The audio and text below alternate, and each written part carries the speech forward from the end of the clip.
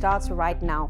The United Kingdom has launched a new post-Brexit trading scheme to cut tariffs on hundreds of products from some of the world's developing countries in an effort to boost trade relations. Goods such as clothes, shoes, and agricultural products like coffee will benefit from lower or zero tariffs. This means that 99% of goods imported from Africa will enter the UK duty-free.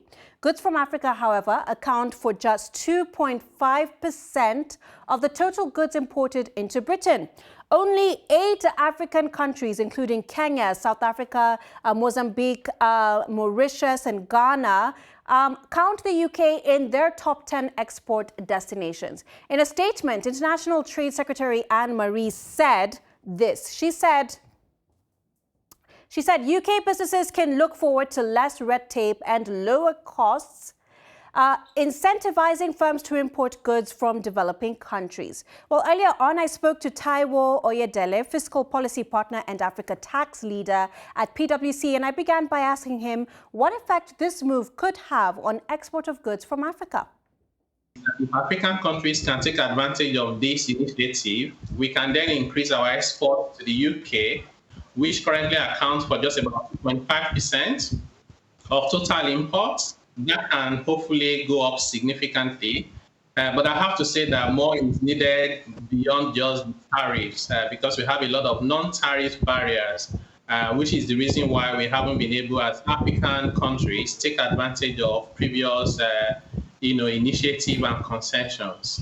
As you just mentioned, Africa accounts for just 2.5% of the total exports imported into Britain. How can we grow this number and make sure that our products are also competitive? As you said, it's not just Africa that has this this deal.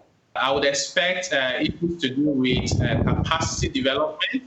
I would expect issues to do with how do you move from just primary products to intermediate and more value-adding products. We also have to start moving away from products and commodities to more, services, intellectual property, and innovation, because again, these are more high value-adding, and they tend to be able to defy the complications of export complexities, including even tariffs, because they are invisible to a large extent. How can we make sure that the value from these exports actually trickle down to the producers at the grassroots levels? I think this will be down to the various countries and the policies that they develop, because it won't be the UK to come to Zambia or Nigeria or Kenya or Morocco, right? It will be those countries to develop their own strategies and policies, ranging from trade policies to fiscal policies to monetary policies.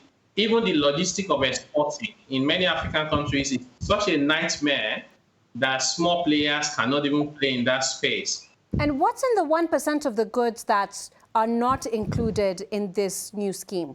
Based on the policy objective, the UK wants to promote the importation of goods that are not widely produced in the UK. But I would expect that the items that will not be covered would include those that are being produced widely in the UK, particularly by the small businesses, because you don't want them to lose their advantage in terms of competitiveness.